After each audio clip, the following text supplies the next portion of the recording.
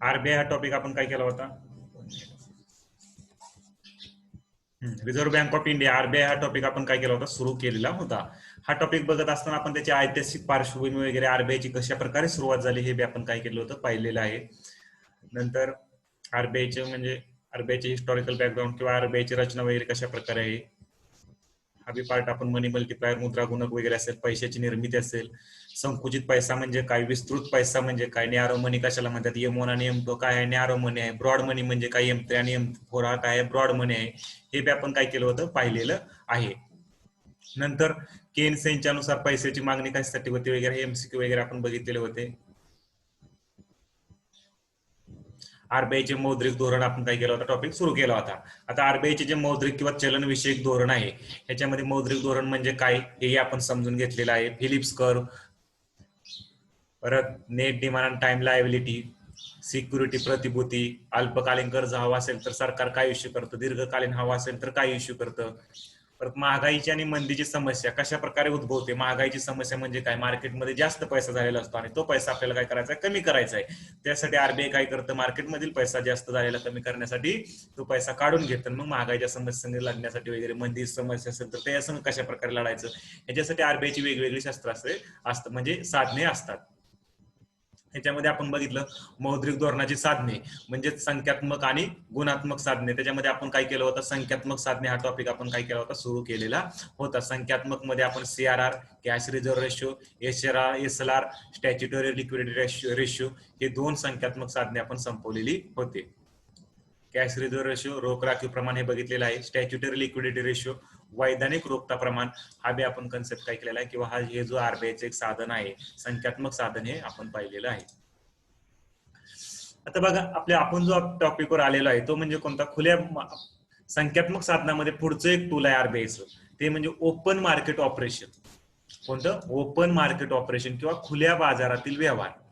बघा आता इकॉनॉमीमध्ये दोन समस्या असतात. एक कसली समस्या असते? महागाईची समस्या असते. इकॉनॉमीमध्ये दोन समस्या असतात. एक कोणती?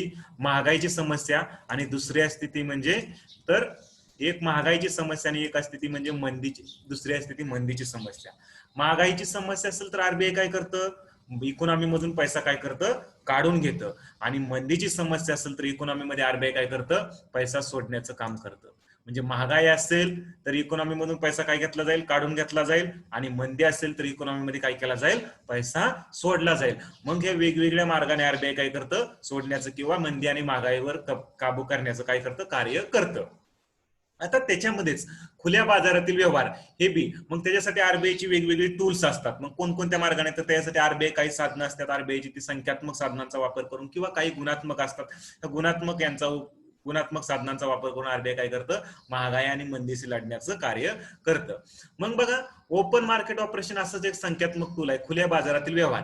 खुल्या बाजारातील व्यवहार म्हणजे काय? सपोज भारत सरकार आहे, मी सांगितलेलं होतं भारत सरकारला जर दीर्घ कर्ज पाहिजे असेल, भारत सरकारला कर्ज पाहिजे असेल, मग भारत सरकारला जर कर्ज हवा असेल किंवा भारत सरकारला उधारीमध्ये पैसा हवा असेल तर भारत सरकार काय करतं? गव्हर्नमेंट सिक्युरिटी, अशा गव्हर्नमेंट सिक्युरिटी ह्या गव्हर्नमेंट सिक्युरिटी अशा प्रकारे काय करतं? इश्यू करतं. शासकीय प्रतिभूती आपण त्याला म्हणतो. दीर्घकालीन लोन हवा असेल भारत सरकारला तर शासकीय प्रतिभूती इश्यू करतं. अल्पकालीन हवा असेल तर काय करतं? भारत सरकार ट्रेझरी बिल इश्यू करतं. मग भारत सरकारला ज्यावेळेस उधारीमध्ये पैसा हवा असेल त्यावेळेस भारत सरकारने काय केलं? गव्हर्नमेंट सिक्युरिटी या इश्यू केल्या. सपोज 100 करोड रुपये उधारीमध्ये हवा असतील तर भारत सरकार काय म्हणलं की आम्ही 100 रुपये भारत सरकारने गव्हर्नमेंट सिक्युरिटी इश्यू केल्या आणि भारत सरकार म्हणलं आम्ही त्याच्यावर किती देऊ? 8% व्याज देऊ. जो कोणी खरेदी करेल आणि त्यांनी ज्यांनी खरेदी केल्या ह्या गव्हर्नमेंट सिक्युरिटी त्याला मग काय करणार? भारत सरकार 8% त्याच्याकडून पैसे घेणार ज्यांनी खरेदी केला त्याच्याकडून आणि त्याला किती टक्के व्याज देणार? 8% देणार. पण भारत सरकार हे सगळ्या झंझटमध्ये पडत नाही. भारत सरकारचा एजंट कोण? आरबीआय काय करतं? भारत सरकारचं एजंट म्हणून कार्य करतं. मग भारत सरकार काय म्हणतं आरबीआयला की आम्हाला 100 करोड रुपये उधारीमध्ये पैसे हवेत, आम्ही काय करू? 8% त्याच्यावर व्याज देऊ. मग ते गव्हर्नमेंट सिक्युरिटी इश्यू करणार भारत सरकार. त्या गव्हर्नमेंट सिक्युरिटी भारत सरकार कोणाला देणार? आरबीआयला देणार. मग भारत सरकार आरबीआय हे भारत सरकारचं काय करतं? एजंट म्हणून कार्य करतं. मग आरबीआयची जबाबदारी आहे की भारत सरकारला 100 करोड रुपये काय करणे? आणून देणे. मग आरबीआय काय करतं? मार्केटमध्ये हे 100 करोड ह्या सिक्युरिटी कोण खरेदी करते का बघतं. मार्केटमध्ये ह्या सिक्युरिटी कोण खरेदी करते का बघतं. असे काही प्रायमरी डीलर असतात त्यांनी आरबीआय कडून लायसन वगैरे घेतलेलं असतं. असे काही प्रायमरी डीलर असतात, ते काय त्यांनी काही प्रमाणात सिक्युरिटी खरेदी केल्या. सपोज असे प्रायमरी डीलर आहेत, त्यांनी 10 करोडच्या सिक्युरिटी खरेदी केल्या. किती? 10 करोडच्या सिक्युरिटीत अशा प्रायमरी डीलरनी काय केल्या? खरेदी केल्या. आणि 10 करोड कुणाला दिले? त्यांनी आरबीआयला दिले. 10 करोड आरबीआयला दिले. काही बँका असतील, नॉन बँक असतील, यांनी काय केलं? 20 करोडच्या सिक्युरिटी खरेदी केल्या. आणि ते 20 करोड कुणाला दिले? आरबीआयला दिले. म्हणजे एकूण 30 करोड कुणाला दिले? आरबीआयला दिले. आता गव्हर्नमेंटला किती पाहिजे? तर 100 करोड पाहिजे. तर मग आता राहिले किती? 70 करोड रुपये. आरबीआयला फक्त मार्केटमधून किती पैसे अवेलेबल झाले? 30 करोडच अवेलेबल झाले. मग राहिलेले जे 70 करोड आहे, आरबीआयने काय केले? स्वतः नोटा छापल्या. राहिलेले 70 करोड, सॉरी, राहिलेले जे 70 करोड आहे त्याच्या आरबीआयने काय केल्या? स्वतः नोटा छापल्या. आणि या स्वतः नोटा छापून आरबीआयने कुणाला दिल्या? भारत सरकारला देण्याचं कार्य केलं. आरबीआयने भारत सरकारला दिल्या. म्हणजे हे आलेले 30 करोड प्लस आरबीआयने स्वतः नोटा छापून 70 करोड, असं एकंदरीत किती रुपये भारत सरकारला दिले? 100 करोड रुपये भारत सरकारला दिले. सपोज हे 100 करोड भारत सरकारला 2 वर्षासाठी हवं असतील, तर 2 वर्षानंतर भारत सरकार काय करणार?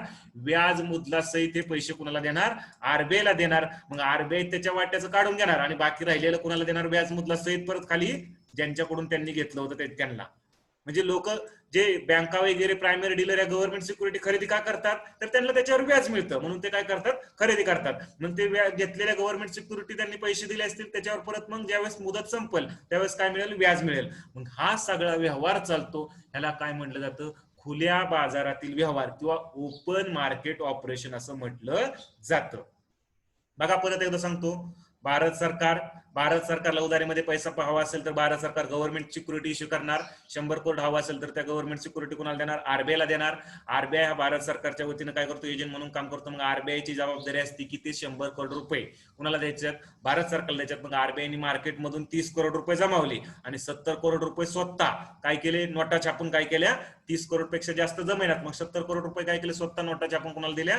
भारत सरकारला दिल्या. भारत सरकारने त्याची मुदत संपल्यानंतर म्हणजे 2 वर्षाचे असतील तर 2 वर्षानंतर काय केले?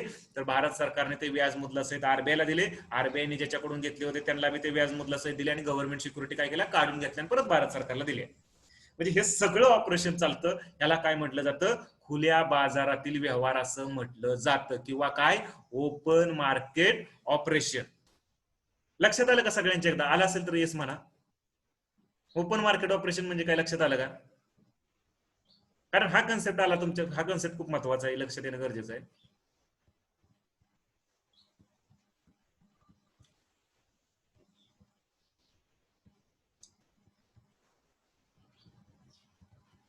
हे सगळे अंकिता, प्रसाद, अक्षय, आदिती, तृप्ती, ऋषिता, वर्षा, ओके, सगळ्यांना जवळजवळ बऱ्याच लक्षात आलेलंच आहे. म्हणजे हे ओपन मार्केट ऑपरेशन काय केलं जातं? चाललं जातं. आता हे ओपन मार्केट ऑपरेशन मध्ये बघा, आता महागाईची समस्या असेल तर आरबीआय काय करेल? ह्याच मार्केटचा ह्याचाच विचार करा. महागाईची समस्या असेल तर आरबीआय जवळ 70 करोडच्या गव्हर्नमेंट सिक्युरिटी आहेत. बघा आरबीआय जवळ किती शिल्लक राहिलेले आहेत? 70 करोडच्या गव्हर्नमेंट सिक्युरिटी आहेत. महागाईची समस्या असेल तर आरबीआय त्या गव्हर्नमेंट सिक्युरिटी मार्केटमध्ये विकेल का खरेदी करेल? सांगा सर्वांनी एकदा. महागाईची समस्या असेल तर आरबीआय त्या गव्हर्नमेंट सिक्युरिटी काय करेल? बाय करेल का सेल करेल? विकेल का खरेदी करेल? आरबीआय जवळ 70 करोडच्या शिल्लक आहे त्या. जर महागाईची समस्या असेल तर आरबीआय काय करेल? या गव्हर्नमेंट सिक्युरिटी मार्केटमध्ये विकेल, बँकांना किंवा प्रायमरी डीलरला का खरेदी करेल?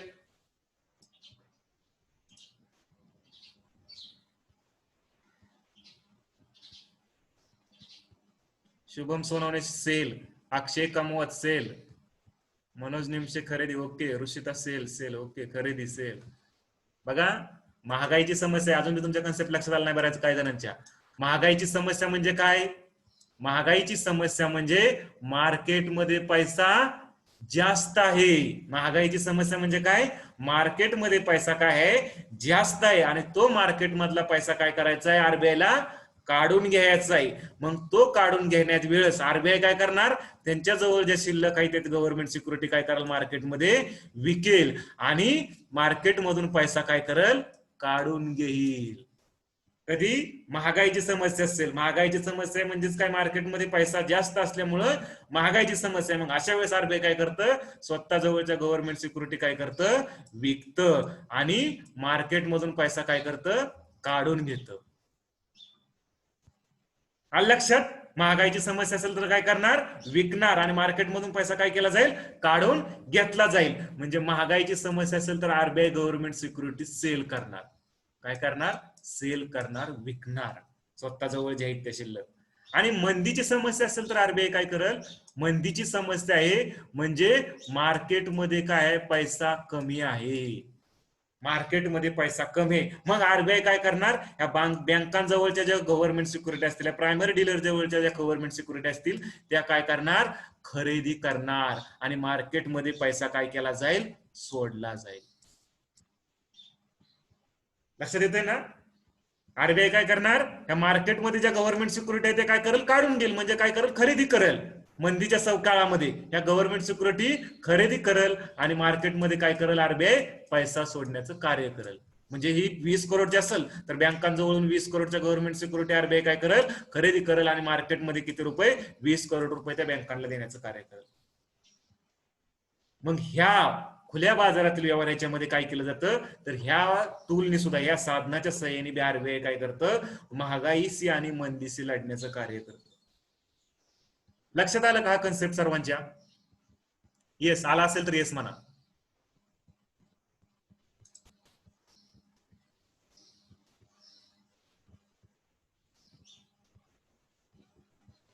येस, ओके, सर्वांच्या लक्षात आलेला आहे.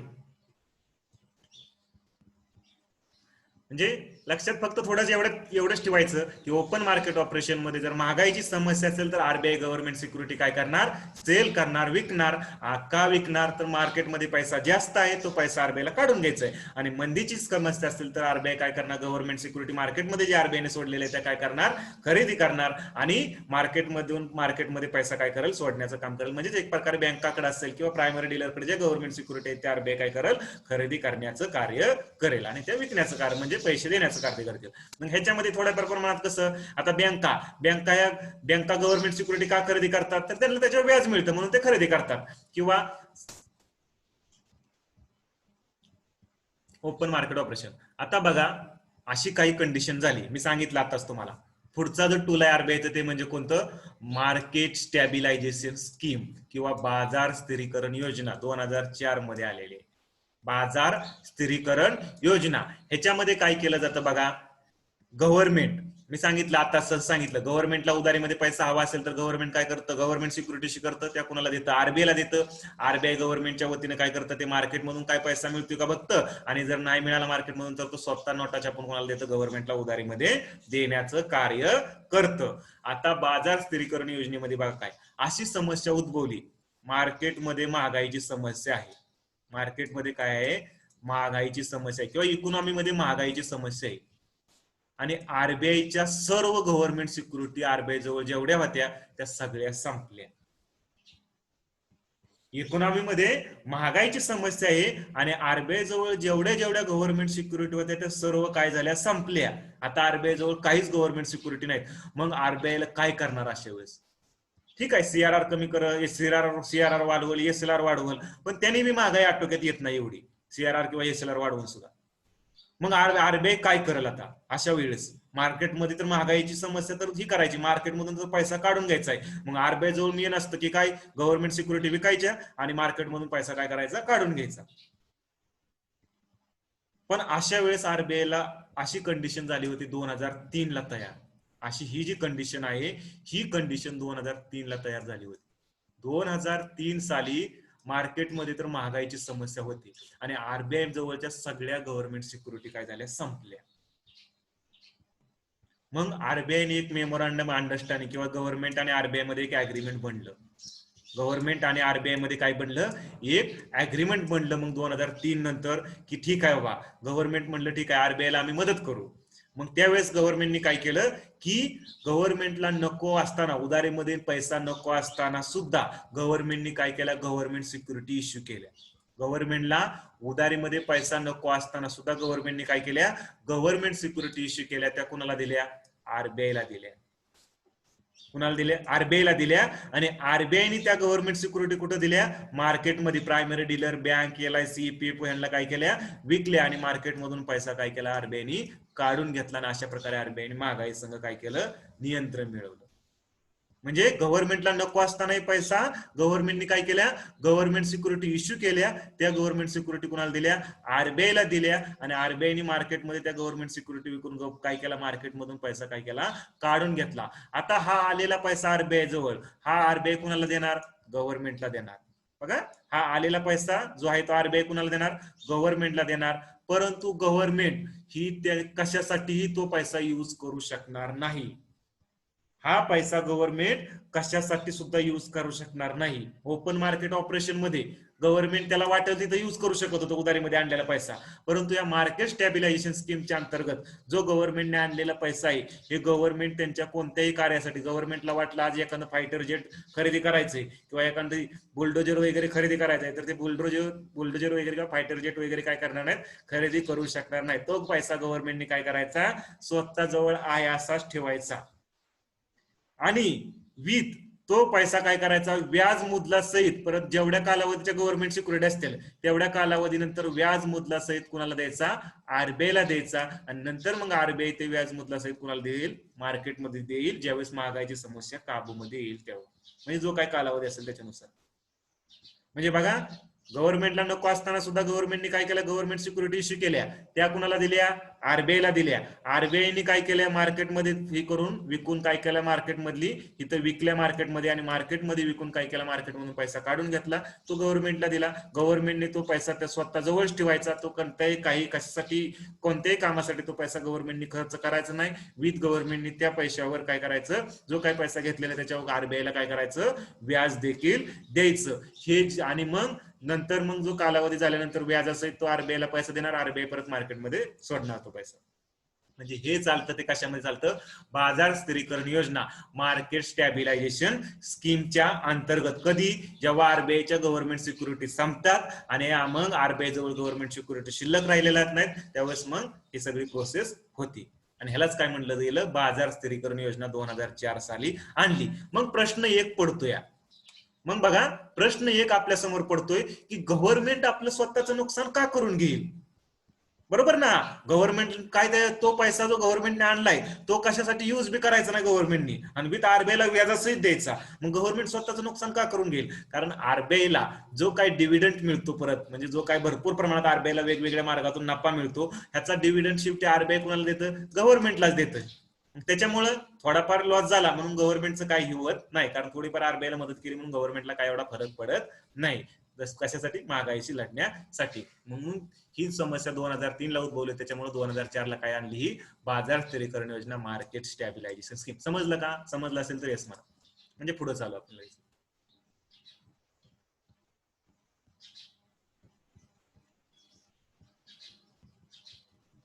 समजलं का नाही.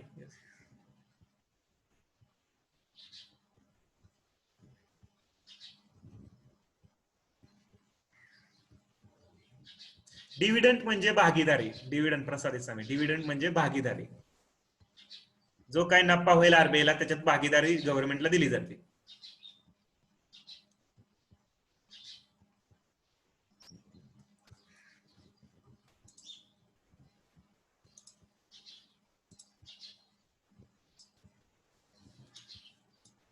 आता बाजार स्थिरीकरण योजना तुम्हाला आल्या असेल लक्षात. बाजार स्थिरीकरण योजना म्हणजे काय, खुल्या बाजारातील व्यवहार म्हणजे बी काय आलं असेल लक्षात. खुल्या बाजारातील व्यवहारामध्ये बी काय केलं जातं, गव्हर्नमेंट सिक्युरिटी आरबीआय जवळ आहे त्या काय केल्या जातात, विकल्या जातात. आणि ज्यावेळेस महागाई असेल त्यावेळेस, आणि ज्यावेळेस मंदी असेल त्यावेळेस काय केल्या जातात, खरेदी केल्या जातात.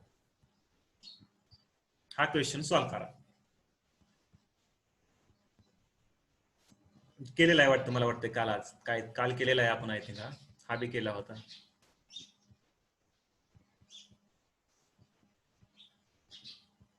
हाही केलेला आहे, हा नव्हता केला, हा करा.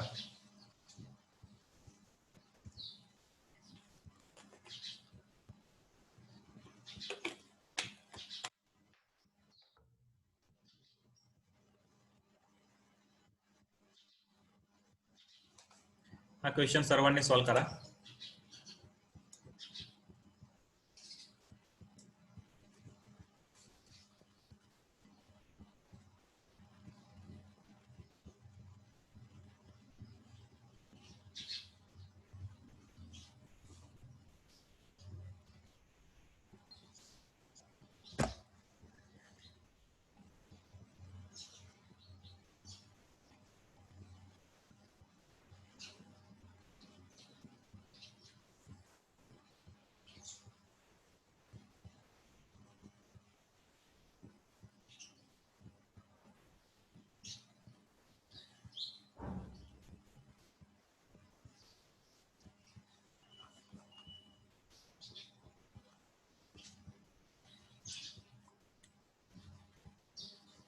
बघा, मागील लेक्चरची जी लिंक आहे ना, ती ह्या माझ्या नंबरवर फक्त काय करा, 770999 76519, जे नवीन असेल त्यांनी व्हॉट्सअपवर हाय म्हणून स्वतःचं नाव पाठवा, तिथे तुम्हाला मागील लेक्चरची लिंक मिळेल.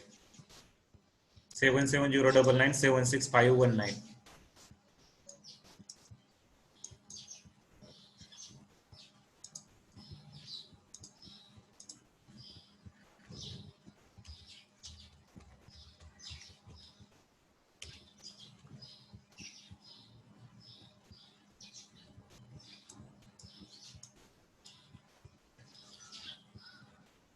बघा, भारतीय केंद्रीय, सर्वांचं जवळजवळ चुकलेलं आहे आन्सर. थोडासा क्वेश्चन ही होता, ट्रिकी होता, पण ठीक आहे, मी सांगितलं नव्हतंय तुम्हाला. भारतीय केंद्रीय बँकेला रिझर्व्ह बँक का म्हणतात? भारतीय केंद्रीय बँकेला रिझर्व्ह बँक का म्हणतात? रिझर्व्ह बँक का म्हणतात भारतीय केंद्रीय बँकेला? ती सर्व अनुसूचित बँकांचा रोख रकमेचा साठा सांभाळते. इथं बघा, सर्व अनुसूचित बँकांचा, आधी 4 वाक्य वाचून घेऊ. ती सर्वश्रेष्ठ मौद्रिक आणि बँकिंग अधिकारीत आहे. ती देशाच्या बँक व्यवस्थेचे नियंत्रण करते. ठीक आहे, बरोबर आहे. ती बँकांची बँक आहे, हे बी बरोबर आहे. ती सर्वश्रेष्ठ मौद्रिक आणि बँकिंग अधिकारिता आहे, म्हणजे हे बी आपण वाक्य काय म्हणू शकतो, बरोबर आहे. आणि हे बी वाक्य बरोबर आहे. परंतु काय म्हणलेलं आहे, रिझर्व्हच का म्हणतात तिला? शब्द बघा, तिला रिझर्व्ह बँकच का म्हणतात? रिझर्व्ह म्हणजे काय? साठा. रिझर्व्ह म्हणजे काय? साठा. आणि रिझर्व्ह बँक जे आहे, आरबीआय, ही कशाचा साठा स्वतः जवळ ठेवते? सीआरआर, बरोबर ना? सीआरआर ची जी रक्कम आहे, रिझर्व्ह बँक ऑफ इंडिया जी आहे, ही काय करते? सीआरआर ची रक्कम आहे, ही काय करते? स्वतः जवळ ठेवते. Reserve bank of India he CRR ची रक्कम जी आहे, ती स्वतः जवळ काय करते? ठेवते. आणि म्हणून तिला काय म्हटलं जातं? रिझर्व्ह बँक असं म्हटलं जातं. म्हणजेच ती सर्व अनुसूचित बँकांचा काय करते? रोख रकमेचा, म्हणजे जी सीआरआर जो कॅश मध्ये ठेवला जातो, ह्याचा काय करते? साठा सांभाळते. म्हणून तिला रिझर्व्ह बँक असं. ऑप्शन नंबर पहिलं काय आपलं बरोबर आहे. रिझर्व्ह ठेवते म्हणजेच काय? साठा ठेवते. कशाचा? सीआरआरचा. 1934च्या कायद्यानुसार सीआरआर ठेवला जातो, म्हणून तिला रिझर्व्ह बँक ऑफ इंडिया असं म्हटलं गेलं. बाकी काय ह्याच्यामध्ये नाही. पुढे बघा, बँक दर. बँक दर म्हणजे काय, किंवा बँक रेट म्हटलं जातं.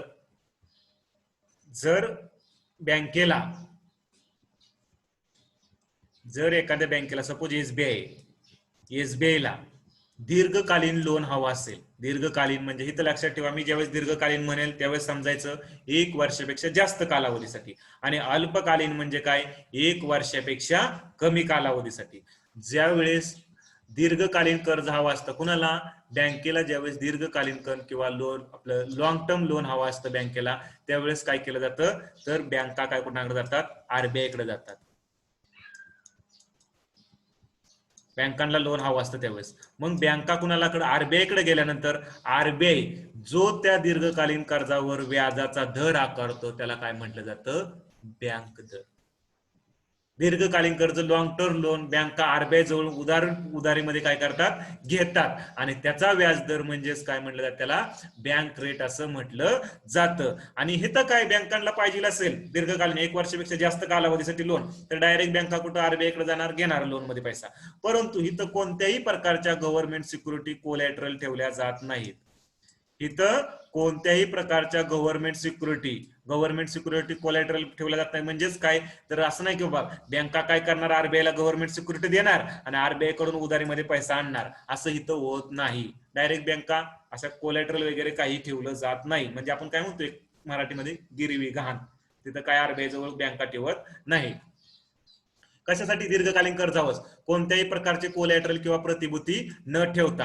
हे मौद्रिक धोरणाचे प्राथमिक साधन आहे. एक साधन आहे, पण एक प्राथमिक साधन, किंवा महागाईशी किंवा मंदीशी लढण्यासाठी म्हणतो ना आपण प्राथमिक, द्वितीय साधन अशा प्रकारे. तर प्राथमिक साधन नाही असं मौद्रिक धोरणाचे, पण एक साधन आहे. प्राथमिक नाही म्हणजे द्वितीय असेल, दुय्यम साधन म्हटलं तरी चालेल. महागाई असेल तर काय केलं जाईल? बँक दर वाढवला जाईल. महागाई असेल तर बँक दर वाढवला जाईल. आणि मंदी असेल तर बँक दर काय केला जातो? कमी केला जातो. महागाईच्या काळात बँक दर वाढवला जातो. का वाढवला जातो? महागाई आहे म्हणजे मार्केटमध्ये पैसा काय आहे? जास्त आहे. महागाई आहे याचा तर अर्थ काय होतो, मार्केटमध्ये पैसा जास्त आहे आणि मार्केटमध्ये पैसा जास्त असल्यामुळं आरबीआयला काय करायचं आहे, हा मार्केट मधला पैसा काय करायचा आहे, काढून घ्यायचा आहे. मग अशा वेळेस आरबीआय काय करणार की ठीक आहे, बँका उधारीमध्ये न्यायला पैसे आले तर आणखी काय होईल, आणखी जास्त मार्केटमध्ये पैसा जाईल. बँका जर आरबीआय कडून उधारी करायला आले, आधीच मार्केटमध्ये पैसा जास्त आहे आणि बँका परत उधारीमध्ये न्यायला आले तर मार्केटमध्ये आणखी पैसा काय होईल, वाढला जाईल. मग अशा कंडिशन मध्ये आरबीआय काय करतं, जर इथं 5% असेल बँक दर तर आरबीआय काय करेल, 6% करेल. म्हणजे बँका काय म्हणतील, व्याज जास्त द्यावं लागतंय, त्यापेक्षा बँका म्हणतील नका जायला आपल्याला उधारीमध्ये आणायला, किंवा 7% करेल. 7% केल्यावर काय करतील बँका, तिकडं आरबीआय कडे उधारीमध्ये आणायला काय होणार नाहीत, जाणार नाहीत. ह्याला काय म्हटलं जातं, बँक दर असं म्हटलं जातं. म्हणजेच काय केलं जातं, महागाई असेल तर बँक दर काय करणार, किंवा व्याजाचा दर आरबीआय काय करणार, वाढवणार. आणि जर मंदीची समस्या असेल, मंदी आहे म्हणजेच काय, मार्केटमध्ये काय आहे, पैसा कमी आहे आणि मार्केटमध्ये पैसा कमी आहे म्हणजेच आरबीआयला बँक दर, बँकांनी आरबीआय कडून उधारीमध्ये पैसा आणायला यावा असं आरबीआयला वाटतं, कारण की मार्केटमध्ये पैसा वाढेल आणि मंदीच्या समस्या काय होईल, सुटेल. मग बँका आरबीआय कडे उधारीमध्ये पैसा आणायला याव्यात, ह्याच्यासाठी आरबीआय काय करतो, थोडासा व्याजाचा दर, सपोज 5% असेल तर 4% करेल, 3% करेल, असा व्याजाचा दर काय करेल, कमी करेल. कधी, मंदीच्या काळामध्ये. म्हणजे मंदी असेल तर बँक दर काय केला जातो, कमी केला जातो. ऑगस्ट 2020 नुसार आता दर 2-2 महिन्याला अपडेट करतं बरं का आरबीआय, त्याच्यामुळे हा चेंज होत राहतो. परंतु आता ऑगस्ट 2020 ला म्हणजे सप्टेंबर ऑक्टोबर मध्ये परत अपडेट होईल. आणखी मौद्रिक धोरण समिती बसली जाते, ते अपडेट करते दरवेळेस बँक दर, रेपो दर, रिव्हर्स रेपो दर वगैरे हे सगळ्या गोष्टी. मग आता जो बँक दर आहे तो किती आहे, 4.65% आहे ऑगस्ट 2020 नुसार. नंतर बघत राहा, जसं जसं आरबीआयच्या वेबसाईटवर जाऊन वगैरे तुम्हाला मिळेल या माहिती सगळ्या गोष्टी, की परत काय केलेलं आहे, चेंज केलेलं आहे का काय वगैरे, सर्व तुम्हाला समजेल. करंट मध्ये बी थोडंसं अपडेट राहत जावा, न्यूजपेपर वगैरे वाचून सुद्धा तुमच्या लक्षात येईल की बाबा कधी केलेलं आहे कधी नाही वगैरे. 4.65% आहे बँक दर. आता हा झाला बँक दर. बँक दर नंतर पुढचा आहे लिक्विडिटी ऍडजस्टमेंट फॅसिलिटी, LAF. हे आरबीआयने आणलं 2000 साली. लिक्विडिटी ऍडजस्टमेंट फॅसिलिटी किंवा काय, तरलता समायोजन सुविधा असं म्हटलं जातं. ह्याच्यामध्ये 2 गोष्टी येतात, एक म्हणजे रेपो दर, लिक्विडिटी ऍडजस्टमेंट फॅसिलिटी रेपो दर, आणि दुसरं liquidity adjustment facility reverse repo दर किंवा reverse repo rate. Repo rate आणि रिव्हर्स रेपो रेट. पहिलं आपण बघूया त्याच्यातला रेपो दर. रेपो दर त्यालाच काय म्हटलं जातं, रिपर्चेस ऑब्लिगेशन सुद्धा, म्हणजेच काय तर पुन्हा खरेदी करण्याचं बंधन समजेल, किंवा त्यालाच पॉलिसी रेट देखील काय केलं जातं, म्हटलं जातं. बँक दर म्हणजे काय, दीर्घकालीन लोन हवा असेल 1 वर्षापेक्षा जास्त कालावधीसाठी, आणि रेपो मध्ये काय केलं जातं, अल्पकालीन लोन हवा असेल म्हणजे 1 वर्षापेक्षा कमी कालावधीसाठी. अल्पकालीन, बँकांना जर अल्पकालीन लोन हवा असेल तर त्यावेळेस जे आरबीआय व्याज दर आकारतं त्याला काय म्हटलं जातं, रेपो दर असं. सहसा जे रेपो दरावर जे लोन आणलं जातं ते ओव्हरनाईट म्हणजे 1 दिवस ते 14 दिवसाच्या दरम्यान असतं. रेपो दरावर जे लोन आणलं जातं ते, पण लक्षात ठेवायचं, अल्पकालीन लोन जर अल्पकालीन लोन कर्ज जर बँकांना हवा असेल आरबीआय कडून तर त्याच्यावर जो व्याज दर आकारला जातो त्याला काय म्हटलं जातं, रेपो दर. आरबीआय जे वापरतं, सपोज एसबीआयला काय पाहिजे, लोन पाहिजे, मग एसबीआय कुणाकडे जाणार, आपलं एसबीआय आहे, एसबीआयला काय पाहिजे, लोन पाहिजे, एसबीआय कुणाकडे जाणार, आरबीआय कडे जाणार. काय म्हणल, आरबीआय कडे गेले, आम्हाला अल्पकालीन लोन हवंय, अल्पकालीन लोन हवंय, तर आरबीआय काय म्हणाल, एवढं एवढं व्याज द्यावं लागेल अल्पकालीन लोनवर आणि तुम्ही घेऊन जावा. परंतु हे लोन ज्यावेळेस बँकांना न्यायचं असतं त्यावेळेस गव्हर्नमेंट सिक्युरिटी कोलॅटरल ठेवाव्या लागतात बँकांना. म्हणजे बँका असं डायरेक्ट म्हणू शकत नाही का आम्हाला पाहिजे आणि आरबीआय लगेच दिला, असं नाही. काय म्हणणार, तर तुमच्या जवळच्या ज्या गव्हर्नमेंट सिक्युरिटी काय आहेत ते त्या कोलॅटरल आमच्या जवळ ठेवा. मग ह्या गव्हर्नमेंट सिक्युरिटी कोणाजवळ ठेवणार, एसबीआय आरबीआय जवळ, आणि आरबीआय काय करेल, मग एसबीआय ला लोन देईल, किंवा बँकेला, जे कोणती बँक आहे त्या बँकेला काय करेल, आरबीआय लोन देण्याचं कार्य करेल. कधी, अल्पकालीन लोन दिलं जातं ह्या रेपो दराच्या अंतर्गत. गव्हर्नमेंट सिक्युरिटी म्हणजेच काय, शासकीय प्रतिभूती ह्या काय केल्या जातात, कोलॅटरल ठेवल्या जातात. क्लायंट या सिक्युरिटीज ठराविक, क्लायंट म्हणजे कोण, गव्हर्नमेंट आलं, गव्हर्नमेंटला लोन मध्ये पैसा हवा असेल, किंवा परत LIC वाले आले, EPFO, नॉन बँक वगैरे भरपूर येतात, ते प्रायमरी डीलर, हे आरबीआयचे सगळे काय क्लायंट आहेत. मग ह्यांना सिक्युरिटी ठराविक तारखेच्या पुनर्खरेदीचे आश्वासन देतात. म्हणजे सांगितलं बाबा की एसबीआय म्हणले आम्हाला किती 14 दिवसासाठी पाहिजे मग किंवा 1 दिवसासाठी पाहिजे 1 दिवसासाठी पाहिजे तर मग आम्ही एक गव्हर्नमेंट सिक्युरिटी तुमच्याजवळ कोलॅटरल ठेवतो आणि आम्हाला 1 दिवसासाठी काय करा कर्ज द्या. आरबीआयने ठीक आहे दिलं, परंतु बँकावर बंधनकारक असतं की ते 1 दिवसानंतर लगेच काय करायचं पुनर्खरेदी करायचं. म्हणजे या क्लायंट सिक्युरिटी ठराविक तारखेला पुनर्खरेदीचे काय करतात आश्वासन कोणाला देतात आरबीआयला देतात. अनुसूचित व्यापारी बँका आपल्या एसएलआर कोटामधील गव्हर्नमेंट सिक्युरिटी ठेवू शकत नाहीत. बघा आता मी सांगितलं होतं बँकांचा एनडीटीएल किती आहे 100 करोड आहे. बघा एनडीटीएल किती आहे 100 करोड रुपये असेल सपोज एखाद्या बँकेचा एसबीआयचा समजून चला त्यातला सीआरआर मध्ये किती ठेवायचा. आता सीआरआर सध्याला किती आहे 3% म्हणजे 100च्या 3% किती 3 करोड येणार. एसएलआर मध्ये किती ठेवावं लागेल एसएलआर किती आहे सध्याला 18.5% म्हणजे एसएलआर मध्ये किती 18.5 करोड ठेवावं लागणार. झाले किती 21.5 करोड होतील काय असतील ती आणि राहिलेली रक्कम बँका काय करू शकतात उधारीमध्ये व्याजामध्ये देऊ शकतात. परंतु हा एसएलआर कशामध्ये ठेवला जातो एसएलआर ची रक्कम ही गव्हर्नमेंट सिक्युरिटी मध्ये सुद्धा ठेवली जाते. म्हणजे गव्हर्नमेंट सिक्युरिटी कॅश मध्ये सोन्यामध्ये काय केली जाते एसएलआर ची रक्कम काय केली जाते ठेवली जाते. मग अशा काही सिक्युरिटी असतील ज्या एसएलआर कोट्यामध्ये ठेवलेल्या आहेत बँकांनी त्या सिक्युरिटी बँका ही करू शकत नाही. काय म्हणतात त्या कोलॅटरल आरबीआय जवळ ठेवू शकत नाही. इतर एसएलआर व्यतिरिक्त जर आरबीआय बँकांजवळ सिक्युरिटी असतील तर त्याच फक्त कोलॅटरल कुणाजवळ बँका ठेवू शकतात आरबीआय जवळ ठेवू शकतात आणि मग व्याज आणि पैसे आणू शकतात रेपो व्याजाच्या अंतर्गत रेपो दराच्या अंतर्गत. लक्षात येते तुमच्या सीआरआर मध्ये फक्त सीआरआर कशामध्ये ठेवला जातो फक्त कॅश मध्येच. सीआरआर ची रक्कम आहे ही कॅश मध्ये ठेवली जाते. एसएलआर ची रक्कम जी आहे ती सोनं असेल गव्हर्नमेंट सिक्युरिटी असेल ट्रेजरी बिल असतील याच्यामध्ये ठेवली जाते. मग ह्या गव्हर्नमेंट सिक्युरिटी ज्या एसएलआर कोट्यामध्ये ठेवलेल्या आहेत म्हणजे 18.5 करोड मध्ये सपोज काही किमतीच्या गव्हर्नमेंट सिक्युरिटी असतील बँकाने ठेवलेला तर त्या गव्हर्नमेंट सिक्युरिटी ज्या आहेत त्या बँका इथून ह्या गव्हर्नमेंट सिक्युरिटी काढून म्हणू शकत नाही की आरबीआयला की आम्हाला काय करा व्याजाने पैसे द्या. ह्या गव्हर्नमेंट सिक्युरिटी बँका मोडू शकत नाही किंवा कोलॅटरल ठेवू शकत नाही. जर ह्याच्या व्यतिरिक्त गव्हर्नमेंट सिक्युरिटी शिल्लक असतील बँकाजवळ तर त्या गव्हर्नमेंट सिक्युरिटी आरबीआय जवळ ठेवून मग काय करू शकतात अल्पकालीन लोन हे आरबीआय कडून रेपो दराच्या अंतर्गत बँका आरबीआय कडून आणू शकतात. कन्सेप्ट लक्षात आला का? आला असेल तर येस म्हणा. आला का सर्वांच्या? समजलं रेपो दर म्हणजे काय?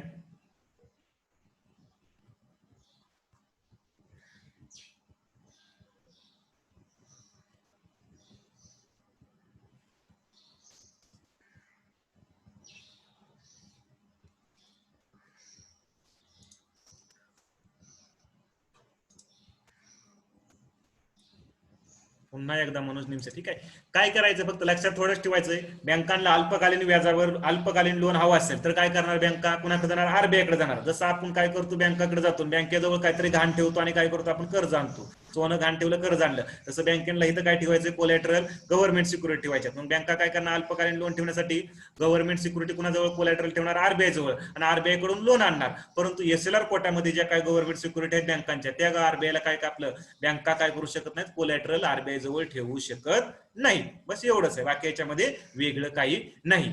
आता बघा क्लायंट सिक्युरिटी ठराविक तारखेला पुनर्खरेदीचे आश्वासन देतात. अनुसूचित व्यापारी बँका आपल्या एसएलआर कोटामधील गव्हर्नमेंट सिक्युरिटी काय करू शकत नाही तिथं ठेवू शकत नाही. ज्या अनुसूचित व्यापारी बँका अनुसूचित म्हणजे काय आरबीआयच्या दुसऱ्या शेड्यूल मध्ये आहेत असे सर्व बँका दुसऱ्या अनुसूचीमध्ये. महागाई असेल बघा महागाई आहे म्हणजेच काय मार्केटमध्ये पैसा जास्त आहे आणि अशा वेळेस आरबीआयला वाटतंय की बँकांनी आमच्याकडे उधारीमध्ये पैसा मागायला येऊ नये. मग आरबीआय काय करेल ही रेपो दर वाढवल कारण महागाई म्हणजे मार्केटमध्ये पैसा जास्त आहे. मग आरबीआयला वाटतं ही मार्केट मधला पैसा उलटा काढून घ्यायचा आहे आपल्याला आणि जर बँका आणखी मागायला तर काय होतील आणखी जास्त पैसा वाढेल. मग अशा वेळेस काय करतं आरबीआय रेपो दर वाढवतं जेणेकरून काय करेल की बँका म्हणजे रेपो दर म्हणजे व्याजाचा दर आहे तो वाढवला आरबीआयने की बँका बरोबर येणार नाहीत आपल्याकडे उधारीमध्ये आणायला. त्यावेळेस रेपो दर वाढवला जातो. मंदी असेल म्हणजेच काय मार्केटमध्ये पैसा कमी आहे अशा वेळेस आरबीआय काय करणार आपलं बँक अशा वेळेस आरबीआय काय करणार रेपो दर कमी करत मंदीच्या काळामध्ये. आणि ऑगस्ट 2020 नुसार बघितलं तर रेपो दर सध्याला किती आहे 4% आहे. म्हणजे एसबीआय ला जायचं असेल इकडं आरबीआय कडे उधारीमध्ये आणायला अल्पकालीन कर्ज तर 4% व्याज द्यावं लागेल. हा झाला रेपो दर. रेपो दरानंतर पुढचा बघा रिव्हर्स रेपो दर.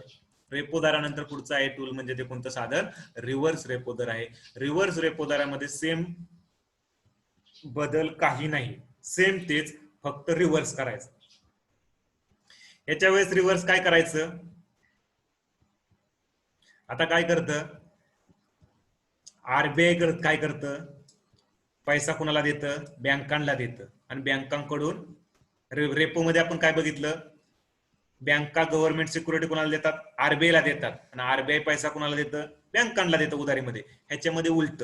आता इथं काय करणार, बँका पैसे आरबीआयला देणार, बँका पैसे कुणाला देणार, आरबीआयला देणार, आणि आरबीआय गव्हर्नमेंट सिक्युरिटी कुणाला देणार, बँकांना देणार. आता बँका आरबीआयला का देतील बाबा, बँका आरबीआयला देतील, ठीक आहे, बँकांनी आरबीआयला दिलं, काय दिलं, 100 करोड रुपये दिलं. सपोज एखाद्या बँकेने आरबीआयला 100 करोड रुपये दिलं, आणि आरबीआयने 100 करोडच्या गव्हर्नमेंट सिक्युरिटी या बँकेला दिल्या. बँकेला काय फायदा मग 100 करोडच्या, कारण बँकेला ह्याच्यावर व्याज मिळतं. काय मिळतं, व्याज मिळतं. सपोज आरबीआयने सांगितलं ठीक आहे, तुमच्या जवळचा, आरबीआय काय म्हणतं, तुमच्या जवळचा पैसा आमच्या जवळ जमा करा, आणि आम्ही तुम्हाला काय करू, त्याच्यावर व्याज देऊ. मग ही जी प्रोसेस आहे, मग ह्या वेळेस काय करतं, बँका आरबीआय जवळ तो पैसा जमा करतात, आणि आरबीआय गव्हर्नमेंट सिक्युरिटी काय करतं, कोलॅटरल देतं. म्हणजे कोलॅटरल इथं गव्हर्नमेंट सिक्युरिटी वापरले जातात. कोलॅटरल कुणाकडे देतं, बँकांना देतं, आणि ह्या वेळेस जो व्याज दर लावला जातो, मग बँकांना काय मिळणार, हे 100 करोड रुपये परत आरबीआयने घेतलेले आहेत, हे जो काय कालावधी आहे तो संपल्यानंतर आरबीआय काय करणार, व्याज मुद्दला सहित कुणाला देणार, बँकांना देणार. मग ह्या वेळेस जो व्याज दर लावला जातो त्याला काय म्हटलं जातं, रिव्हर्स रेपो दर. म्हणजे व्याज दर हा क्लायंटला मिळतो, कुणाला मिळतो, क्लायंट कोण, बँका वगैरेचे आहेत ते, हा बँकांना काय मिळतो, हा एक प्रकारे व्याज दर मिळतो. जेव्हा ते आपल्या जवळ जास्त पैसा कुणाजवळ, आरबीआय जवळ अल्प कालावधीसाठी ठेवतात, त्यावेळेस जो व्याज दर देत आरबीआय, म्हणजे बँकांना म्हणते की आम्ही एवढं तुम्हाला व्याज देऊ, ठेवा आमच्या बरोबर जवळ. मग ह्या वेळेस देत होतं त्याला काय म्हटलं जातं, रिव्हर्स रेपो दर म्हटलं जातं, किंवा रिव्हर्स रेपो रेट असं म्हटलं जातं. आरबीआय स्वतः जवळील गव्हर्नमेंट सिक्युरिटी ह्या कोलॅटरल म्हणून देते, आणि आरबीआय काय करते, स्वतः जवळ जे आहे त्या गव्हर्नमेंट सिक्युरिटी ह्या बँकांना काय करतं, कोलॅटरल म्हणून देतं. आणि महागाई असेल तर बघा काय केलं जाईल, रिव्हर्स रेपो दर वाढवला जाईल का कमी केला जाईल, महागाई असेल तर काय केलं जाईल, तर बघा महागाई आहे म्हणजे मार्केटमध्ये पैसा जास्त आहे, मग आरबीआयला वाटतं बँकांनी आपल्याजवळ जास्तीत जास्त पैसा जमा करावा, मार्केटमध्ये फिरवण्यापेक्षा काय करावं, आपल्या जवळ जास्तीत जास्त, मग बँका त्यावेळेसच जमा करतील आरबीआय जवळ जास्तीत जास्त, ज्यावेळेस आरबीआय बँकांना जे चांगला व्याज दर देईल. बाबा आरबीआय म्हणेल की आता आरबीआय 3% देत असेल, आरबीआय म्हणेल तुम्हाला 4% व्याज देतो मी, पण आमच्या जवळ पैसा जमा करा. मग अशा वेळेस काय करेल, आरबीआय रिव्हर्स रेपो दर वाढवेल. आरबीआय काय करेल, रिव्हर्स रेपो दर वाढवेल. कधी, महागाई असेल त्यावेळेस. आणि मंदी असेल म्हणजे काय, इकॉनॉमीमध्ये पैसा कमी आहे, मग अशा कालावधीमध्ये आरबीआयला वाटतंय की बँकांनी आपल्याजवळ पैसा जमा करू नये, त्यांनी तो इकॉनॉमीमध्येच फिरवावा, का तर मंदी आहे. मग आरबीआय काय करणार, रिव्हर्स रेपो दर काय करणार, 3% असेल तर 2% करेल. म्हणजे बँका म्हणतील काय नको आरबीआय जवळ जमा करायला, आपल्याला किती व्याज देते आरबीआय, फक्त 2%च देते, ती मार्केटमध्ये एखाद्याला 5% दिलेलं परवडेल. मग बँका जमा करतील का आरबीआय मध्ये जवळ, नाही. मंदीच्या काळामध्ये आरबीआय काय करतं, रिव्हर्स रेपो दर कमी करतं, आणि महागाईच्या काळामध्ये आरबीआय रिव्हर्स रेपो दर काय करणार, वाढवणार. ऑगस्ट 2020 नुसार जर बघितलं तर रिव्हर्स रेपो दर किती आहे, 3.35%. आणि आता बघा मंदीची समस्या आहे, जवळजवळ 4%च्या वर होता रिव्हर्स रेपो दर बी त्याच्यापेक्षा हाय होता, परंतु मंदीची समस्या असल्यामुळे आरबीआयने एकदम कमी केलेला आहे, 3.35 वर आणलेला आहे. का तर बँकांनी आपल्याजवळ पैसा ठेवू नये, तो मार्केटमध्येच फिरवावा. अशा वेळेस आरबीआय काय करतं, रेपो दर आहे, रिव्हर्स रेपो दर आहे, तो काय करतं, खाली आणतं, कमी आणतं. हा ऑगस्ट 2020 नुसारचा रिव्हर्स रेपो दर आहे. नंतर आणखी हळूहळू अपडेट होतो, दर 2 महिन्याला अपडेट करतं आरबीआय जवळजवळ. हा झाला रिव्हर्स रेपो दर. आता पुढे बघा एमएसएफ, मार्जिनल स्टँडिंग फॅसिलिटी किंवा सीमांतिक राखीव सुविधा, मार्जिनल स्टँडिंग फॅसिलिटी किंवा सीमांतिक राखीव सुविधा. आता रेपो दर म्हणजे आपण काय बघितलं होतं, बँकांना उधारी, अल्पकालीन उधारीमध्ये पैसा हवा असेल तर काय करतं, बँका आपल्या जवळच्या गव्हर्नमेंट सिक्युरिटी कोणाला देतं, आरबीआयला देतं, आणि आरबीआय कडून उधारीमध्ये पैसा घेऊन येतं. परंतु आता सपोज बँक आणि एसएलआर कोटामधल्या गव्हर्नमेंट सिक्युरिटी काय करू शकत नाही, ब्रेक करू शकत नाही, बँका काय करू शकत नाही, ज्या एसएलआर कोटामध्ये ठेवलेल्या सिक्युरिटी आहेत त्या ब्रेक करू शकत नाहीत. परंतु अशी कंडिशन आली, बँकेला तर आता उधारीमध्ये पैसा हवाय, बँकेला काय करायचं, पैसा आहे उधारीमध्ये पैसा हवा आहे, आणि उधारीमध्ये बँकेला पैसा हवा आहे आरबीआय कडून, पण तिच्या जवळच्या अल्पकालीन 1-2 दिवसासाठी पाहिजे बँकेला. सपोज एखादा व्यक्ती मागायला आला असेल, त्याला 10 करोड रुपये पाहिजे असतील आणि बँकेजवळ 9 करोडच आहेत, 1 करोड रुपये कमी पडतात. मग बँक काय म्हणेल, मला डिपॉझिट मध्ये येईपर्यंत मी 1 करोड काय करेल, 1 दिवसासाठी आरबीआय कडून उधारीमध्ये घेईल. मग बँके ज्यावेळेस आरबीआय कडून उधारीमध्ये जाते, परंतु बँकेजवळ गव्हर्नमेंट सिक्युरिटी नसतात, एक्स्ट्रा नसतात, एसएलआर कोटामध्ये असतील परंतु एसएलआर कोटापेक्षा जास्त नसतील. तर अशा वेळेस बँकेला प्रश्न पडतो काय करायचं. मग अशा वेळेस बी आरबीआयने त्यांच्यासाठी आणखी एक टूल दिलेला आहे, कोणतं, मार्जिनल स्टँडिंग फॅसिलिटी, सीमांतिक राखीव सुविधा. मग अशा कंडिशन मध्ये बँका काय करू शकतात, आपल्या एसएलआर कोटामध्ये ज्या काही गव्हर्नमेंट सिक्युरिटी ठेवलेल्या आहेत त्याच्यातल्या ठराविक जेवढ्या आरबीआयने परमिशन दिलेले आहेत तेवढ्याच गव्हर्नमेंट सिक्युरिटी त्या काय करू शकतं, ब्रेक करू शकतं आणि त्या ब्रेक करून त्या आरबीआयला देऊन आरबीआय कडून काय करू शकतो, उधारीमध्ये पैसा आणू शकतो. आणि हे कशाच्या अंतर्गत केलं जातं, मार्जिनल स्टँडिंग फॅसिलिटीच्या अंतर्गत. काय केलं जातं, तर ज्या सिक्युरिटी एसएलआर कोटामध्ये त्या काय केल्या जातात, ब्रेक केल्या जातात. ज्यावेळेस बँकाजवळ शिल्लक नसतात त्यावेळेस, शिल्लक असतात त्यावेळेस रेपो दरानुसार आणले जातात, परंतु शिल्लक नसतात त्यावेळेस काय केल्या जातात, तर मार्जिनल स्टँडिंग फॅसिलिटीच्या अंतर्गत, सीमांतिक राखीव सुविधाच्या अंतर्गत काय केल्या जातात, एसएलआर कोटामधल्या गव्हर्नमेंट सिक्युरिटी ब्रेक केल्या जातात आणि त्या आरबीआय जवळ ठेवल्या जातात आणि आरबीआय कडून काय केला जातो, पैसा उधारीमध्ये आणला जातो. आणतात बँका ठराविक गव्हर्नमेंट सिक्युरिटी, सगळ्यांना करता येत त्यांना ब्रेक, ठराविक जेवढ्या आरबीआयने परमिशन दिलेले तेवढ्या. बघा आता काय लिहिलंय मी, आरबीआय अनुसूचित व्यापारी बँकांना अल्पकालीन कर्ज देते त्यावरचा व्याज दर, परंतु एसएलआर कोटामधल्या गव्हर्नमेंट सिक्युरिटी इथं काय केल्या जातात, कोलॅटरल ठेवल्या जातात आणि त्या ठराविक मर्यादित असतात, सगळ्या ब्रेक करू शकत नाही. म्हणजेच काय, तर बँका सपोज एखादी बँक आहे आणि बँकेला तर एखाद्या व्यक्तीला द्यायचंय, एखादी एसबीआय बँक आहे, एसबीआयलाच काय करायचंय, तर एखाद्या व्यक्तीला 10 करोड रुपये द्यायचे आणि एसबीआय जवळ सध्याला 9 करोडच आहेत आणि आता गव्हर्नमेंट सिक्युरिटी बी नाही की आरबीआय कडून लगेच 1 करोड उधारीमध्ये आणायचे. मग अशा वेळेस एसबीआय काय करणार, तर एसएलआर कोटामधले 1 करोडच्या सिक्युरिटी जे असतील, सपोज एसएलआर कोटामध्ये काय असतील ठराविक सिक्युरिटी, त्यातल्या 1 करोडच्या एसएलआर कोटामधल्या काय केल्या, एसबीआयने ब्रेक केल्या आणि त्या कोणाला दिल्या, आरबीआयला दिल्या आणि आरबीआय कडून 1 करोड आणले आणि ह्या व्यक्तीला 10 करोड रुपये दिले एसबीआयने. म्हणजे अशा वेळेस जे काय करत केलं जातं ऑपरेशन ते कोणतं असतं, किंवा ह्या वेळेस जे टूल वापरलं जाते कोणतं, मार्जिनल स्टँडिंग फॅसिलिटी. हा एमएसएफ हा रेपो दरापेक्षा थोडासा जास्त असतो, कारण आरबीआय, कारण एसएलआर कोटामधल्या बँका सिक्युरिटी ब्रेक करायला लागलं ना, मग काय करणार, आरबीआय बी काय करतं, मग एमएसएफ काय करतं, हा थोडासा रेपो दरापेक्षा जास्त ठेवतो, जेणेकरून बँकांनी काय करू नये, एसएलआर कोटामधल्या सिक्युरिटी काय करू नये, ब्रेक करू नयेत. कारण एसएलआर का ठेवला जातो, तर बँक अचानक कधी एखादी बँक वगैरे फेल झाली तर ते अचानक तो पैसा तिथला वापरता यावा म्हणून तो एसएलआर बँकांना ठेवणं गरजेचं असतं, एसएलआर किंवा सीआरआर.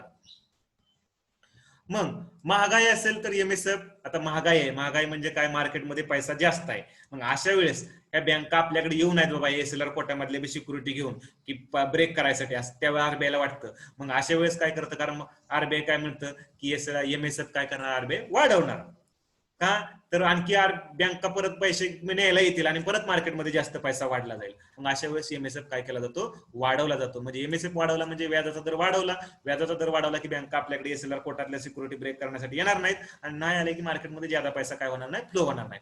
मंदी आहे म्हणजे मार्केटमध्ये पैसा कमी आहे. मग अशा वेळेस काय वाटतं आरबीआयला, की ठीक आहे बँकांनी एसएलआर कोटामधल्या बी सिक्युरिटी ब्रेक केला तरी चालतील, पण मंदीची समस्या आपल्याला नको इकॉनॉमीमध्ये. मग अशा वेळेस आरबीआय काय करणार, एमएसएफ काय करतं, कमी करतं. एमएसएफचा जो दर आहे तो काय करतं, आरबीआय कमी करतं. आणि 2020 नुसार एमएसएफ हा किती होता, 4.65%, ऑगस्ट 2020 नुसार. आता आणखी एक पुढे बघा, पॉलिसी कॉरिडॉर म्हणून एक छोटासा कन्सेप्ट आहे. पॉलिसी कॉरिडॉर म्हणजे काय, तर एमएसएफ, रेपो आणि रिव्हर्स रेपो ह्यांच्यामधली वीड. आता आपण एमएसएफ किती बघितला होता, 4.65, रिव्हर्स रेपो किती, 3.35 आणि रेपो किती होता, 4. म्हणजे हे 4 आणि 4.65 मधला डिफरन्स काढला तर आपल्याला काय मिळेल, पॉलिसी कॉरिडॉर मिळेल. म्हणजे वीड त्याच्यामधली रुंदी किती आहे तिन्ही मधली ही काढली जाते, काय, पॉलिसी कॉरिडॉर. म्हणजे एमएसएफ आणि रेपो मधली रुंदी काढली तर तुम्हाला काय मिळेल, पॉलिसी कॉरिडॉर मिळेल एक प्रकार. म्हणजे जी सगळ्यात जास्त आहे जी सगळ्यात कमी आहे, सगळ्यात जास्त एमएसएफ असतो आणि सगळ्यात कमी काय असतो, तर रिव्हर्स रेपो असतो. याच्यामधली वेळ काढली तर काय मिळेल तुम्हाला, पॉलिसी कॉरिडॉर मिळेल. हा क्वेश्चन सॉल्व्ह करा. एसओ 2016 आलेला आहे.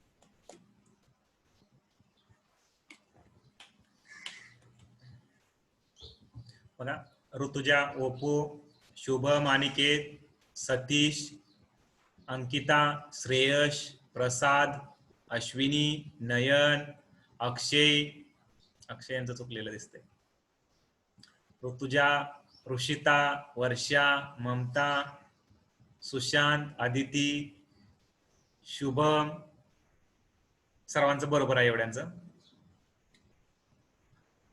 बाकीच्यांनी स्किप केला. बघा आता, रेपो रेट आणि रिव्हर्स रेपो रेट, रेपो दर किंवा रिव्हर्स रेपो दर ह्या संज्ञा कशाची संबंधित आहेत? काय कशा संबंधित आपण आता काय बघतोय, आपण जे बघतोय तो टॉपिकच आहे कशाचा, रिझर्व्ह बँकचं जे पत धोरण आहे किंवा मौद्रिक धोरण, पाच धोरण झालं काय, पत धोरण पाहिजे, पतधोरण, रिझर्व्ह बँकेचं काय पतधोरण किंवा काय आपण म्हणतो पैशाविषयीचे धोरण, मौद्रिक धोरण, चलनविषयक धोरण, म्हणजेच ह्याच्या संदर्भात आहे. सरकारचं आपण बघतोय का नाही बघत, सरकारचं बघत नाही आपण, सध्याला कोणतं रिझर्व्ह बँकेचं बघतोय आणि त्याच चाललंय आपलं. सार्वजनिक कर्ज हे बी अनरिलेटेड आहे, आयात निर्यात ह्याचा तर काय संबंध नाही कुठंच. हे रिझर्व्ह बँकेचे पतधोरण, हा ऑप्शन आपला काय 4 नंबरचा बरोबर आहे. पुढचं बघा,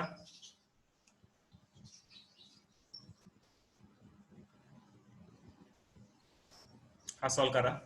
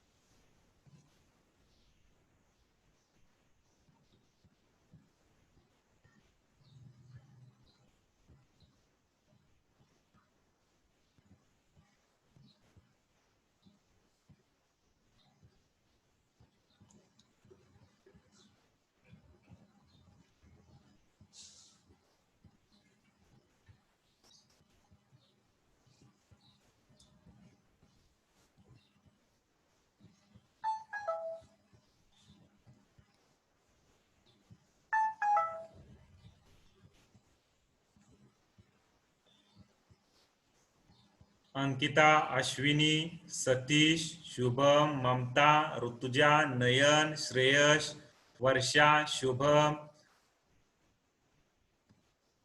एवढ्यांनी बरोबर सॉल्व केलेला आहे. बाकीच्यांना कन्सेप्ट समजलं नाही का? सगळ्यांचा आन्सर मला वाटतं, माझी तर एक्सेप्टेशन असं सगळ्यांचा सगळ्यांनी आन्सर करा.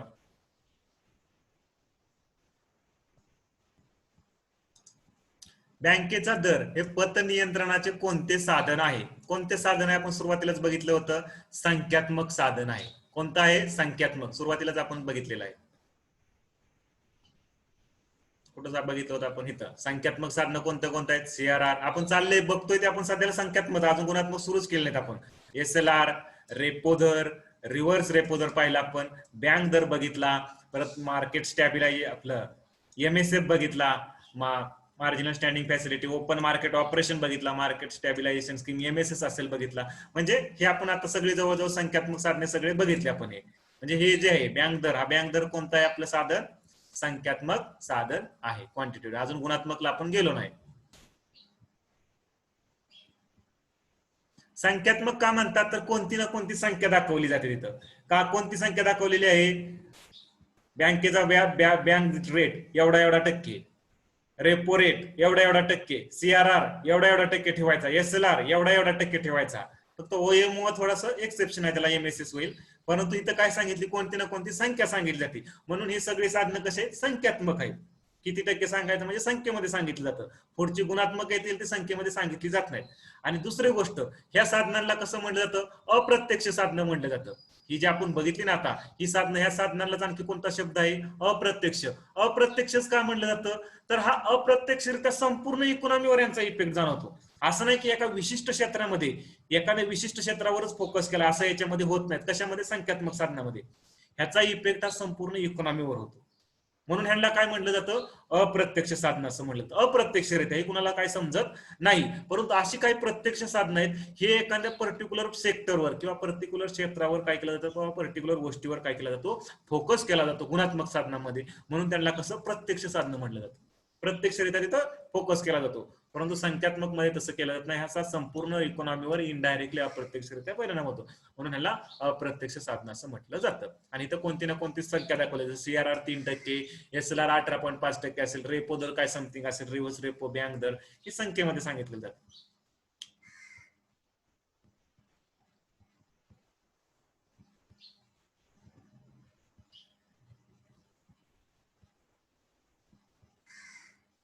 हा बी सॉल्व करा. एसटीआय 2017, हा जो क्वेश्चन होता तो संख्यात्मक आन्सर काय आपल्याला बरोबर येणार याचं.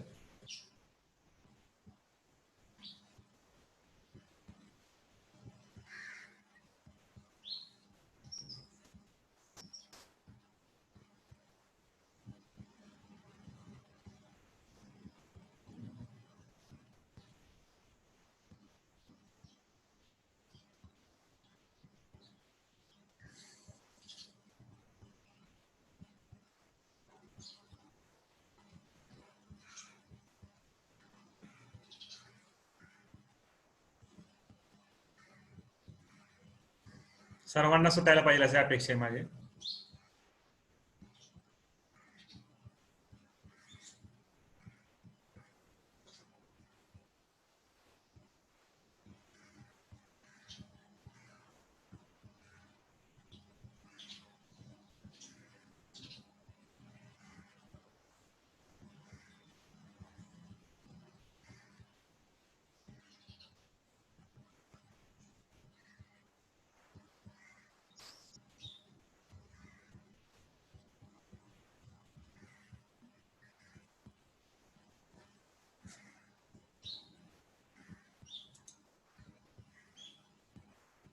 सतीश, गौरव, ऋतुजा, शुभम, ओपो, ममता, अनिकेत, आदिती, सुशांत, श्रेयश, ऋषिता, प्रसाद, अक्षय, वर्षा, नयन, शुभम, जवळजवळ सर्वांनी बरोबर सोडवलेला आहे. बघा, रिझर्व्ह बँकेच्या संख्यात्मक पद्धतीत डॉट डॉटचा समावेश होतो. कशाचा समावेश होतो? खुल्या बाजारातील कर्ज रोख्यांची खरेदी विक्री किंवा खुल्या बाजारातील व्यवहार जे आपण बघितले तो ओपन मार्केट ऑपरेशन होतो, ह्याचा बी समावेश. बँक रेट बरोबर आहे, बँक रेट बी काय बरोबर आहे. रोख राखीव निधीचे प्रमाण म्हणजेच आपण बघितलं होतं, रोख राखीव प्रमाण जे आहे ते काय आपल्या राखीव निधीचे प्रमाण सीआरआर येतो हा म्हणजे. तर हे बी आहे काय आपलं 3 नंबरचं बरोबर आहे. वरील पैकी सर्व हे ऑप्शन आपलं काय येणार बरोबर येणार. पुढचा घ्या, बघूया आता हा किती जणांना सुटतोय. थोडीशी विचारशक्ती तुमची वाढवावी लागेल हे एमसीक्यू साठी.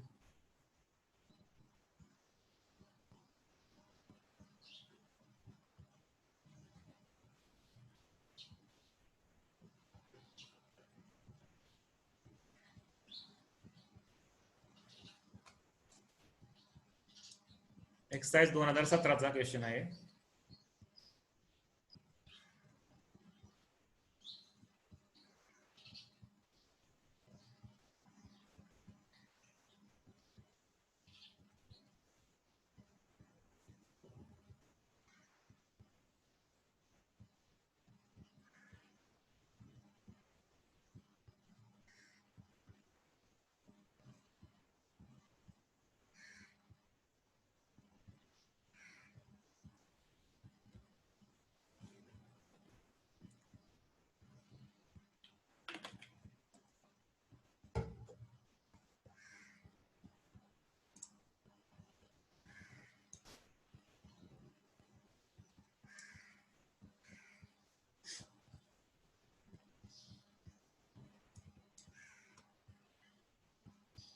ऋतुजा, सुशांत, ऋतुजा एम, परत ममता पाटील, ओपो, श्रेयश, सतीश, नयन, अनिकेत, शुभम, नेहा, शुभम, आदिती, अक्षय एवढ्यांचं आन्सर काय झालेलं आहे बरोबर आलेलं आहे.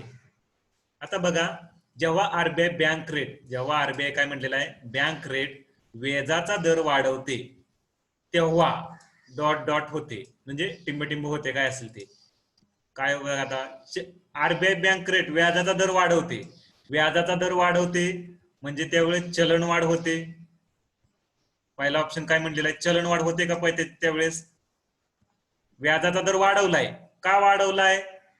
तर मार्केटमध्ये पैसा जास्त आहे म्हणून आरबीआयने काय केलेलं आहे, व्याजाचा दर वाढवलेला आहे. जेव्हा आरबीआय बँक रेट व्याजाचा दर वाढवते, मग व्याजाचा दर वाढल्यामुळं बँका उधारीमध्ये पैसा नेण्यासाठी येतील का? नाही येणार, आणि त्याच्यामुळे चलन घट होणार, चलन मार्केटमध्ये कमी येणार, चलन वाढ होणार नाही.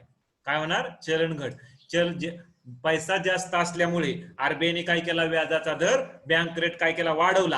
आणि बँक रेट वाढवल्यामुळे बँका आरबीआयकडे पैसा घेण्यासाठी काय आल्या नाही त्या, आणि बँका आरबीआयकडे पैसा घेण्यासाठी गेले नाहीत. त्याच्यामुळे मार्केटमध्ये चलन जे होतं ते काय व्हायला लागलं, कमी व्हायला लागलं. म्हणजेच काय झाली, चलन घट झाली, चलन वाढ होणार नाही. म्हणजे पहिला ऑप्शन काय आपला चुकीचा आहे. बघा, तर तिसरा ऑप्शन काय आहे, रोजगारात वाढ होणार. आता जर बँका आरबीआयकडे पैसा न्यायला आले नाही त्या, आणि जर गुंतवणूकच झाली नाही, तर रोजगारात कशी वाढ होईल? गुंतवणूक झाली, नवीन नवीन उद्योग सुरू झाले, बँका आरबीआयकडे पैसा उधारीसाठी आल्या, आरबीआयने उधारीमध्ये पैसा दिला, मार्केटमध्ये पैसा आला, पैसा आल्यामुळे गुंतवणूक वाढेल, गुंतवणूक वाढल्यामुळं काय होईल, रोजगारात वाढ होईल. परंतु आरबीआयकडे व्याज, आरबीआयने बँक रेट वाढवल्यामुळे बँका आरबीआयकडे पैसा आणण्यासाठी गेल्याच नाही, त्या गेल्या नाहीमुळे गुंतवणूक जास्त झाली नाही, आणि गुंतवणूक जास्त न झाल्यामुळं रोजगार बी जास्त काय वाढले नाहीत. म्हणजे इथं रोजगारात वाढ होणार आहे का? नाही, रोजगारात वाढ होणार नाही, रोजगारात वाढ होणार नाही. गुंतवणुकीस परावृत्त करणे म्हणजे बरोबर आहे, गुंतवणुकीत वाढ होणार नाही म्हणजेच काय झाली, गुंतवणूक थोडीशी परावृत्त झाली, म्हणजे वाढ झाली नाही जास्त गुंतवणुकीमध्ये. म्हणजे ऑप्शन नंबर आपलं 2 काय येणार, बरोबर येणार. एवढ्यांनी विचार केला होता, 2 लिहिलेला आहे त्यांनी थोडस बरोबर केलेलं आहे. चलन घट, इथं चलन वाढ होणार नाही, रोजगारात वाढ वगैरे होणार नाही. पुढचा बी क्वेश्चन घ्या, हा बी एक घ्या.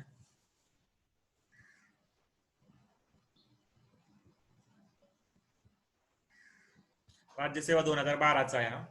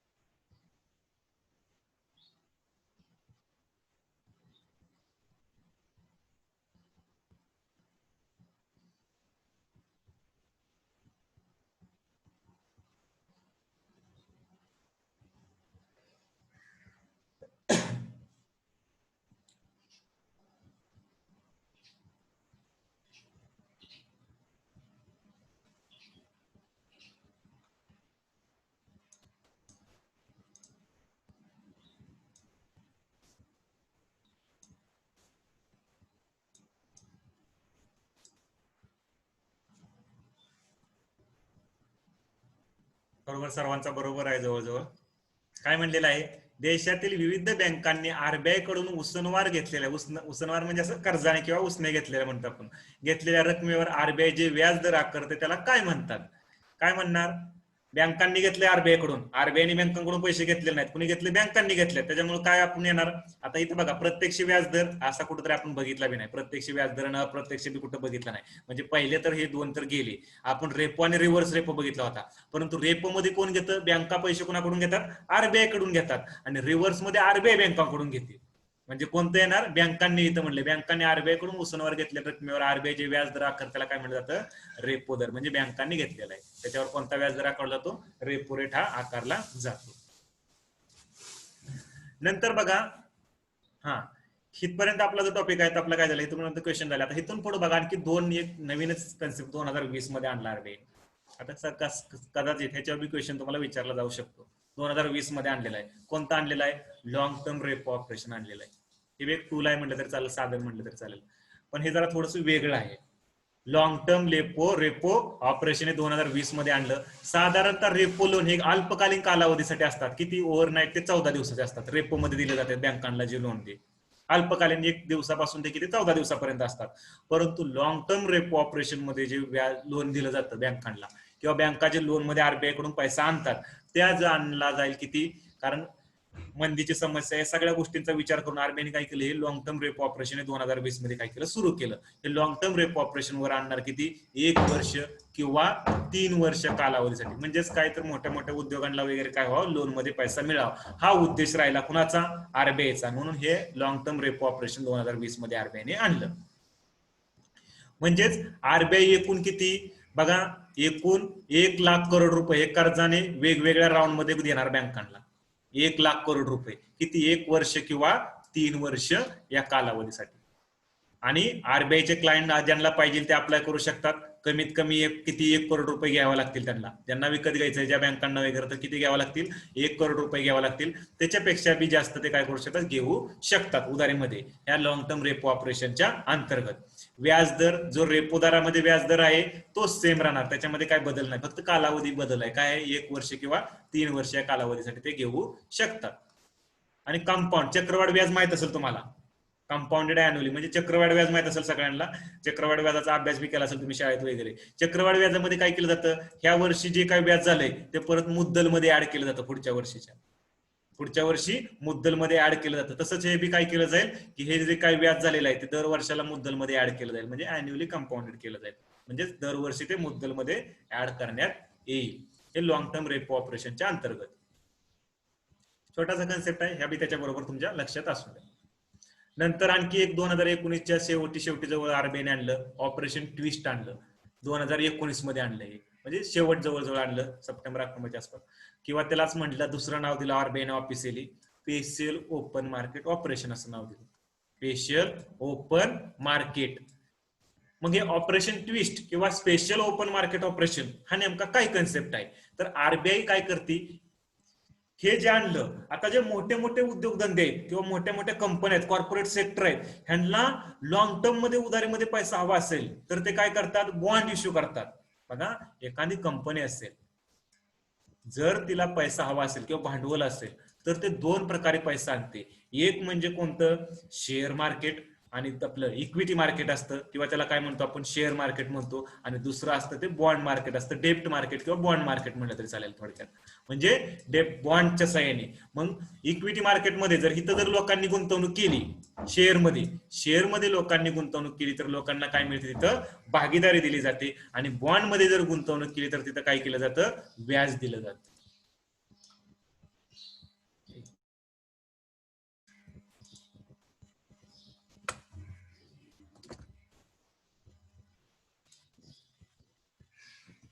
शेअरमध्ये जर गुंतवणूक केली तर काय दिली जाते? शेअरमध्ये जर लोकांनी इथं इक्विटीमध्ये शेअरमध्ये जर गुंतवणूक केली तर काय दिली जाणार? भागीदारी दिली जाणार लोकांना. म्हणजे त्या कंपनीमध्ये हिस्सा दिला जाणार एक प्रकारे. आणि बॉन्डमध्ये जर लोकांनी गुंतवणूक केली तर तिथं काय केलं जातं? बॉन्ड डिबेंचर असेल याच्यामध्ये जर गुंतवणूक केली तर तिथं लोकांना काय केलं जातं? व्याज दिलं जातं.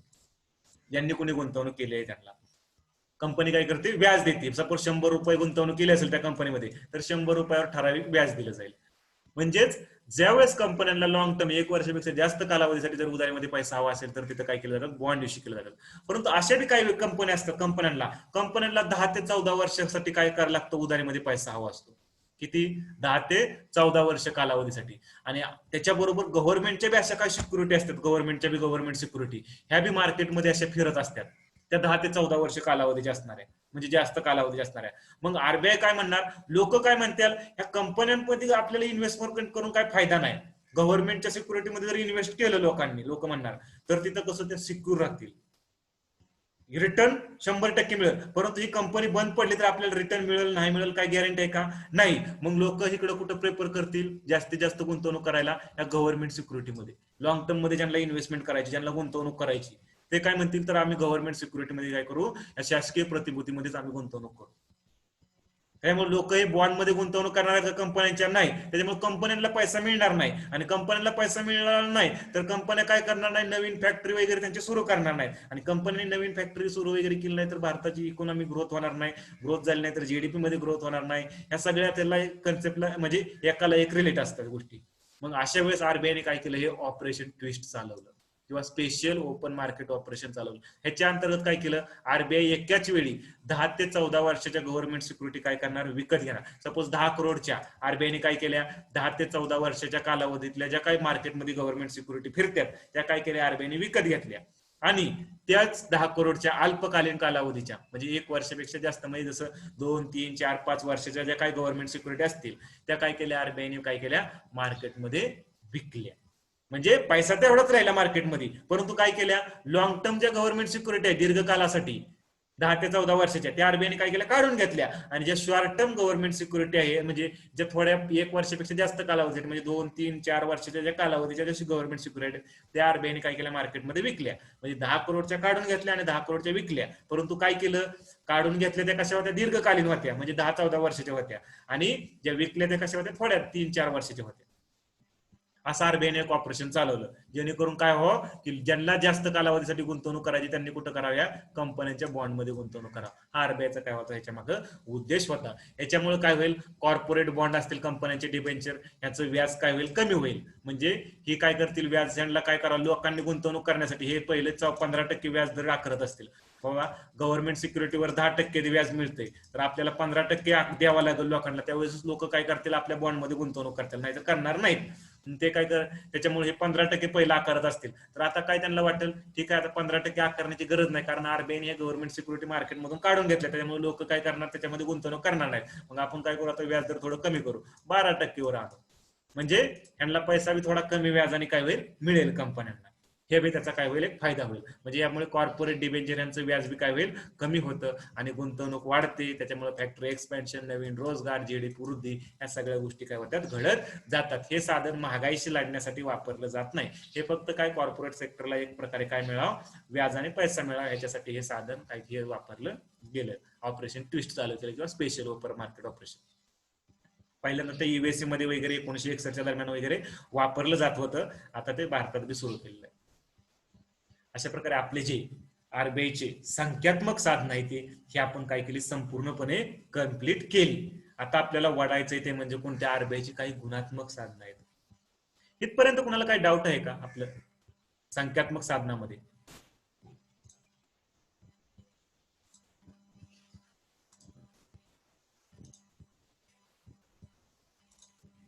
संख्यात्मक साधनं आपण बघितली, याच्यामध्ये कुणाला काही डाऊट आहे का?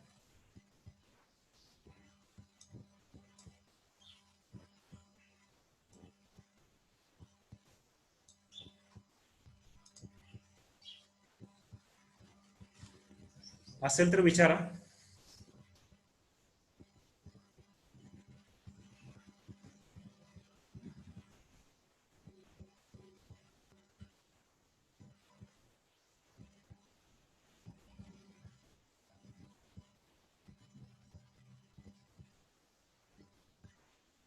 जेवढे बी आपण बघितली त्याच्यामध्ये कोणतं समजलं नाही, काय डाऊट वगैरे असेल तर विचारू शकता तुम्ही.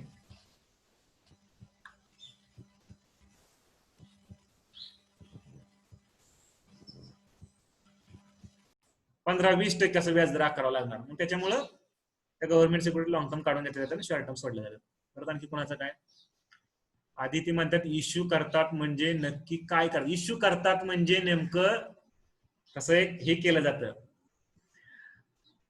इश्यू म्हणजे आपलं तर तुम्हाला कसं, इश्यू म्हणजे बनवले जातात, एक प्रकार तयार केले जातात, तयार केल्या जातात त्या गव्हर्नमेंट सिक्युरिटी. एखाद्या कागदावर वगैरे बॉन्ड, कसं तुम्ही एखादा बॉन्ड वगैरे तुम्ही बनवलाय कधी कोर्टात मध्ये दिलाय का, 100 रुपयाचा बॉन्ड असेल, 200 रुपये असं, त्या बॉन्ड टाईप काय केल्या जातात, बनवल्या जातात आणि त्या गव्हर्नमेंट सिक्युरिटी कोणाला, आरबीआयला दिल्या जातात. अशा प्रकारे इश्यू म्हणजे ते बनवल्या जातात, एक प्रकारे नवीन तयार केल्या जातात. ऋषिता म्हणतात एसएलआर. एसएलआर एसएलआर आपला कालच टॉपिक झाला होता ना. एसएलआर मध्ये काय,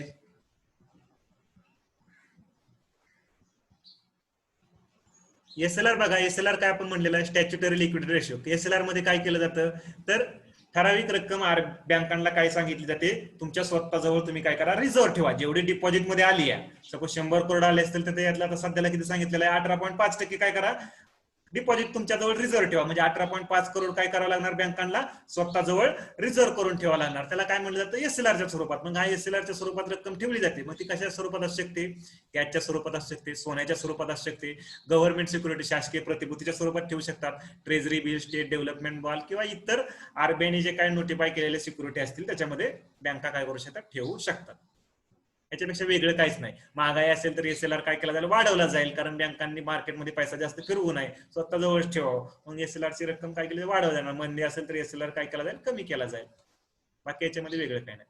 आदिती म्हणतात गव्हर्नमेंट सिक्युरिटी म्हणजे लँड होल्ड गव्हर्नमेंटच्याच असतं. Government security, Aditi government security म्हणजे लँड होल्ड गव्हर्नमेंटच्या असं का, मला समजलं नाही तुमचा क्वेश्चन नेमकं काय येतो. आणखी काय कुणाच डाऊट?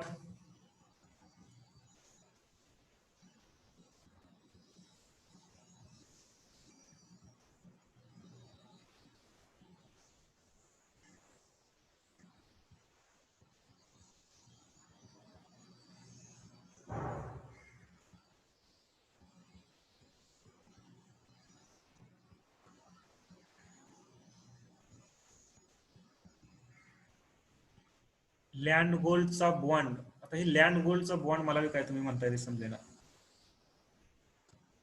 हा तोच छोटासा बॉन्ड असतो, तोच एक प्रकारे बॉन्ड टाइपच बनवलं जातं एक प्रकारे, तो म्हणजेच गव्हर्नमेंट सिक्युरिटी असं म्हणून त्याला.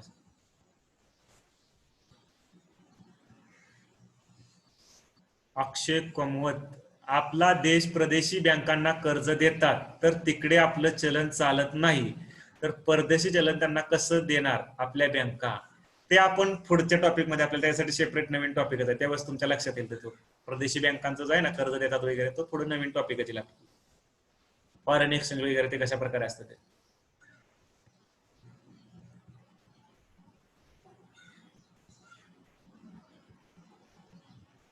करन्सी एक्सचेंज वगैरे केलं जातं, त्याच्या संदर्भात कायदा वगैरे असतो.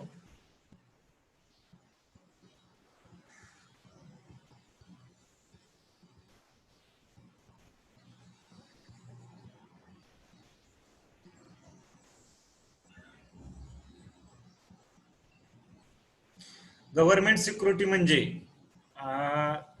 गव्हर्नमेंटला बघा, गव्हर्नमेंट सिक्युरिटी म्हणजे गव्हर्नमेंटला 1 वर्षापेक्षा जास्त कालावधीसाठी लोन हवा असेल तर भारत सरकार हे गव्हर्नमेंट सिक्युरिटी किंवा शासकीय प्रतिभूती काय करतं, इश्यू करतं. किंवा त्याला काय म्हणलं जातं, सॉव्हरेन बॉन्ड किंवा सरकारी रोखे असं देखील काय केलं जातं, म्हटलं जातं. शासकीय प्रतिभूती किंवा सॉव्हरेन बॉन्ड, सरकारी रोखे असं देखील म्हटलं जातं त्याला, गव्हर्नमेंट सिक्युरिटीला. आणखी काय कुणाचा डाऊट?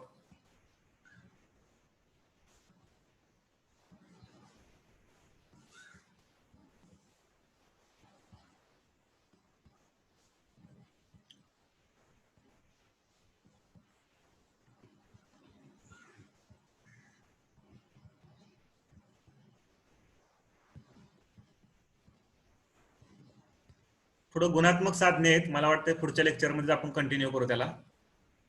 त्या टॉपिकला जरा थोडा आपला जास्तच वेळ गेला. थोड्याच प्रमाणात आहेत, थोडेच आहेत, जास्त काय नाही. पुढचं एका लेक्चरमध्ये पुढचं होऊन जाईल गुणात्मक साधने, आणि पुढचा टॉपिक बी लगेच सुरूच करता येईल आपल्याला.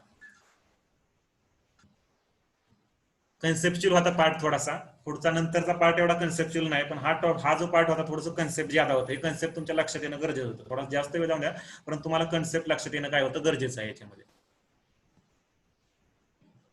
नंतर जरा थोडासा कन्सेप्च्युअल एवढा नाही पार्ट. आरबीआयचं मौद्रिक धोरण हा सगळ्यात जास्त कन्सेप्ट असणार. म्हणजे हे कन्सेप्ट समजलं तर तुम्हाला मौद्रिक धोरण आरबीआय समजेल, आणि आरबीआयचं मौद्रिक धोरण समजलं तर तुम्हाला आरबीआयचं कार्य, आरबीआय नेमकं काय करतं हे समजेल. तसं आरबीआय तुम्हाला समजणं शक्यच नाही.